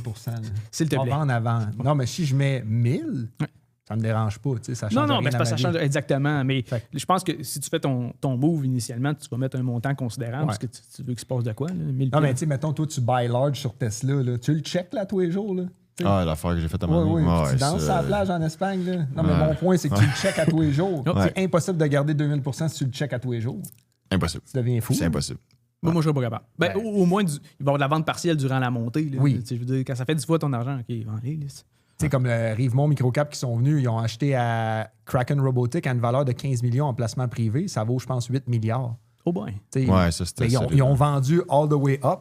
OK. Puis eux autres sont très concentrés dans 5 positions. Mais là, la palette pareil. C'est plus dans leurs 5 positions, mais tu te dis pourquoi tu l'as pas gardé, dans le fond. C'est tout le temps ça qu'on se dit. Un stock ultra populaire que tu refuses catégoriquement d'acheter. On en a parlé tantôt, c'est Palantir. Je te le dis, Palantir. Je suis quasiment content d'entendre ça. C'est parce que vous allez être chum. J'aimerais ça. Puis ils vont me kicker out du podcast. Ça va être ça qui va arriver. Mon poste est en jeu. J'aimerais ça que la valorisation fasse plus de sens parce que j'aimerais ça mieux le comprendre. Puis c'est une business qui a l'air incroyable et qui a un potentiel vraiment de faire une disruption, mais je le sais pas. Je suis pas capable de l'acheter. Fait que ça serait pas mal Palantir. C'est une question, Marc, avant qu'on tombe dans les questions de l'audience en rafale? Ben oui, je viens de. Tu sais, quand on regarde les états financiers, es-tu plus un gars de cash flow ou de bénéfice par action? C'est parce que l'enjeu avec le bénéfice par action, c'est que tu as des mesures comptables qui peuvent venir affecter le BPA, le bénéfice par action. Tu sais, as des dépréciations, de l'amortissement, des provisions. Mais tu penses-tu qu'il y a trop de monde qui commence à regarder un peu du stock picking puis qui regarde les bénéfices, mais ils ne comprennent pas que ça veut pas dire grand-chose. Au final, c'est manipulable.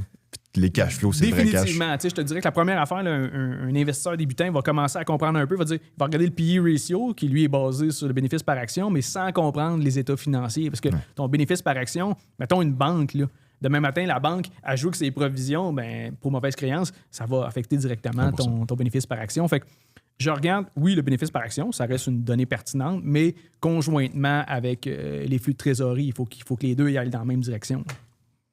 C'est bon, ça. OK, question de l'audience. Vas-y. Hey, vous pourrez prendre un café après. J'ai raté le dernier bout. Désolé. Non, t'étais en train de faire Picasso à côté. Ça vient de où, ça? À quelque part dans le temps?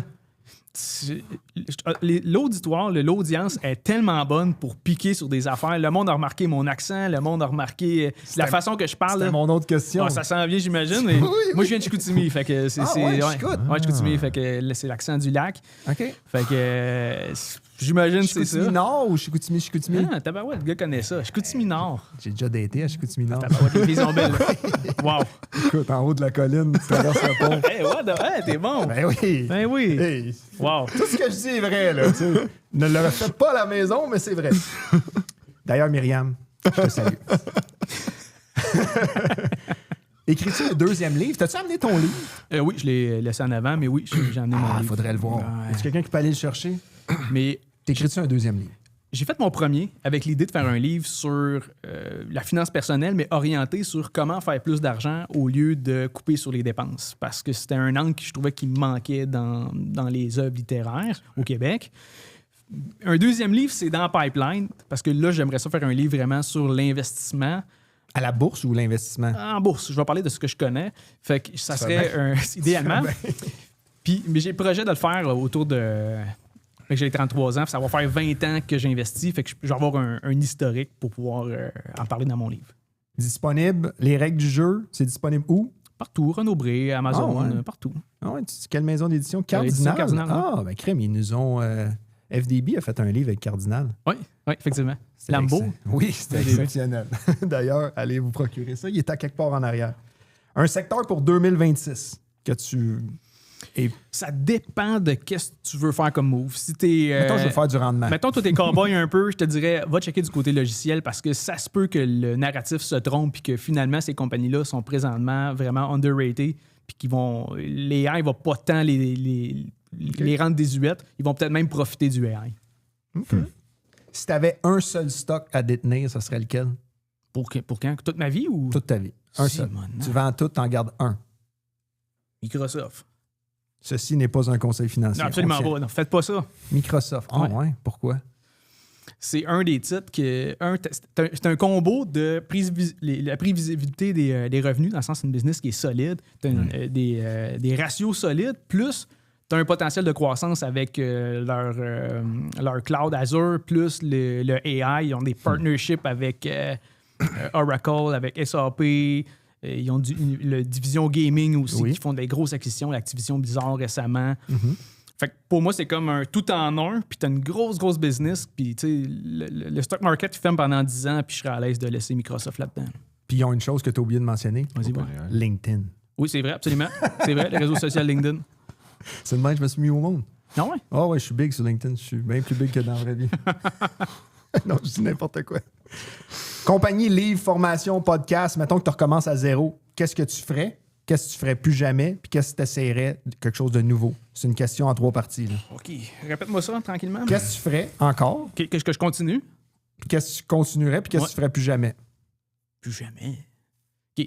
Qu'est-ce que je continue? Le podcast, définitivement. Okay. Essayer quelque chose de nouveau. Je vais peut-être faire un épisode du jeudi différent. Ça s'en vient potentiellement cette année. Okay. Fait un autre angle du podcast. Moins boursier, plus finances personnelles, endettement, tout ça. OK. Puis, je ferai plus de trading sur les penny stocks. OK. Ah ouais? Ouais. C'est planté? Ouais.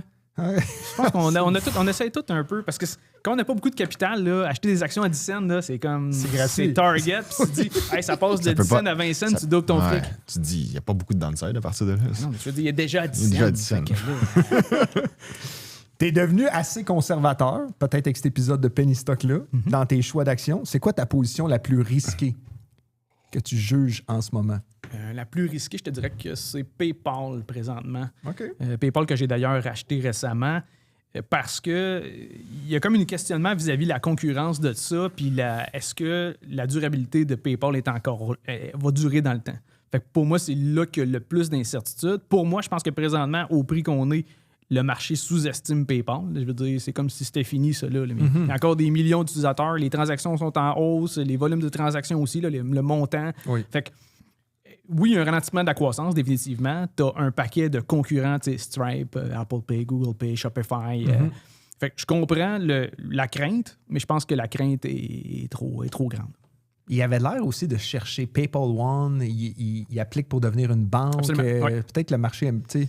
C'est parce que ça fait peur, tout ça. Parce que là, tu te dis, là, ton modèle d'affaires, il marche tellement plus que tu veux devenir une banque. Là, t'as peur, là, parce que tes ratios présentement, c'est pas une banque. Là. Mais j'ai confiance à PayPal. L'avenir va me dire, ça se peut que je sois dans le champ raide, mais c'est peut-être mon futur TELUS. Je pense qu'on voudrait tous devenir une banque. Voudrais-tu devenir une banque, toi, Alex? Ça dépend avec qui. Ça dépend de la clientèle. C'est souvent là, un banquier là, avec le cigare là, dans le fauteuil. Là. Je sais pas si t'as écouté Billions. Là, quand il arrive, puis il les voit, puis il dit regarde, eux autres, ils gagnent toujours. Ouais. Nous, on essaye, on fait des trades, on fait ci. Bref, je voulais juste vous montrer que j'écoutais des émissions. Très bon. Réévalues-tu souvent ton portefeuille, rebalancement, à quelle fréquence? Rebalancement, je fais pas des. Comme je te dis, je vends pas parce que mon titre a monté de X%. Je ne vais pas trimer une position gagnante. Je regarde mes titres, tu sais, comme mettons, matin, là, les earnings sont sortis avec Netflix. Ouais. Hier soir, mais ce matin, je les ai vus. Même chose avec Johnson & Johnson. Fait que je check les earnings, je check les nouvelles, l'actualité financière, je check ce qui se passe à la macro, tout ça. Je reste au courant, mais je ne vais pas rebalancer trimestriellement mon portefeuille. Là. C'est pas quelque chose que je fais. Toi, Marc, c'est quelque chose que tu fais dans tes investissements? Non. Non? Non. À moins qu'il y ait une compagnie qui ça monte trop, trim, mais that's all. Ah ouais? OK. Ouais. Ben, le plus gros trim que j'aurais jamais dû faire, c'est Shopify, mais bon. Mais bon, ça c'est. À quelle année c'est pas nu? Ah man, je l'ai pris dans les $30 avant qu'il split, puis qui était monté jusqu'à 1000 Ouais. Wow. Ah ouais, Ouais, c'est pas ouais. celle-là. C'est bon. À l'université, là, j'étais Mr. Shopify. Ah ouais. C'était pas une joke, là. J'étais dans le fond de placement, puis là, on allait voir des fois, tu sais, on allait voir des gestionnaires de portefeuille, puis je m'en souviens, à un moment donné, il y en avait un qui était comme Shopify, overvalued. Là, tout le monde me regarde, puis commence à rire. Hein? Puis là, c'est moi qui est comme, je suis là depuis genre que j'ai 30. Depuis qu'il était à 30$, puis il est déjà rendu à $600, je pense que c'était. Ah ouais. Je t'avais pas trim down avant. Ben, j'avais trim down beaucoup, puis j'avais mis tellement d'argent là-dedans. J'avais tout gardé, tu vois. Avec des si, on serait tous milliardaires anyway. C'est mais... le truc. Ouais. Mais anyway, ça, c'était Nice. une belle histoire. Mais c'était la seule compagnie que j'ai écouté à chaque matin les conference calls Oh en my live. God, t'es bon. Tellement que j'étais passionné, genre. Ah ouais. J'adorais, là. J'avais mis tellement Pas d'argent capable, là-dedans. ça. C'est C'était trop long. Ben oui. T ou Ben oui. c'était Non, Filter 5? c'était Tobias dans le temps. Ouais. Puis là, j'arrêtais, j'étais comme, voilà. Et voilà, un autre beat. Et voilà. Paf, ça achète! T'as-tu racheté quand ça montait? Non, mais. T'avais déjà toutes mis tes économies là-dedans? Tu sais, J'en avais mis beaucoup d'argent là-dedans. Mais tu sais, ouais. je travaille depuis j'ai 15 ans, puis tout ça. Puis il y a des cadeaux de la famille aussi, puis tout ça. Fait que. Merci, ma tante, je mets ton 100$ dans Non, Shopify. mais. Shopify, je trouvais que c'était juste une belle compagnie. Ben oui. Ouais. C'est encore une belle compagnie, selon Nous, on moi. a ça en commun. Shopify nous a enrichis. Shopify, ouais. Ça, c'était avant qu'on crée le FNB Inverse Mark. Come on. C'est quoi cette affaire-là? Qui va peut-être avoir lieu. On est en discussion avec Benny. Non, ouais, c'est qu'on est. Inverse Grammar, on s'est dit que ça fonctionnait. Ça générait pas assez de rendement. Fait que là. On voulait Inverse Ah, Mark. wow. Ouais. J'aime le concept. Ouais, apparemment, tu vas pouvoir prendre des call options là-dessus. Je sais pas si tu veux aller plus loin dans tes trucs de stock picking, mais quelqu'un nous demande comment tu fais pour dénicher ces aubaines-là. Garder ton sang-froid, agir rapidement quand ça baisse. Bref, je pense que cette personne-là voudrait devenir étoile. C'est pas vraiment une question. Je sais pas comment répondre à ça, là, mais. T'as pas besoin de répondre. Parfait. J'ai une dernière question pour toi. Oui. Tu dis dans un de tes vidéos que les ventes de bobettes est un bon indicateur boursier ou d'une récession à venir. Je dirais indicateur économique plus que boursier. OK. Parce que ça, c'est pas on s'entend, c'est pas un indice qui est reconnu officiel. Là. Tu vois pas ça sur Je connais CNBC pas puis ça. Bloomberg, mettons. Mais c'est un des anciens chairmen sur la Fed, Alan Greenspan, je sais pas si vous le connaissez. Ouais, oui. C'est lui qui a comme popularisé ça. Mais grosso modo, c'est de regarder les ventes de boxers, de sous-vêtements pour hommes, parce que c'est une des dépenses qui est coupée en premier. Parce que, tu sais, je veux dire, est-ce que tu l'achètes là ou dans 6 mois, à part ta blonde, il n'y a personne qui va le voir. Oui, oui. Fait que c'est une des dépenses qui est coupée en premier. Fait que c'est comme un précurseur d'un ralentissement économique. Fait que tes bobettes sont neuves en ce moment ou ils ont plein de Ils trous? sont pas pires, là. Sont encore bonnes. Ah ouais, ouais. c'est bon. Moi, Je me suis acheté un nouveau paquet dernièrement, fait qu'on doit pas être si pire que ça. Là. Ah, mais c'est parce que t'as une nouvelle blonde. Ouais, ça, souvent c'est ça. Ça, c'est un variable, autre c'est- indice. c'est On va sûr y et revenir certain. dans le Ouais, prochain ouais, c'est épisode. sûr, oublie ça. Là. Hey, en terminant, as-tu une question, Marc, où je remercie notre audience? Je remercie. Non, mais c'est pas merci. Ouais. Ouais, ok, c'est bon. Merci, Alex. Ça fait plaisir. Merci à vous beaucoup. autres qui nous écoutez. Puis merci à BNC de nous commanditer. Allez voir le lien dans la description si vous voulez vous ouvrir un compte sans frais de transaction. Et surtout, restez investis.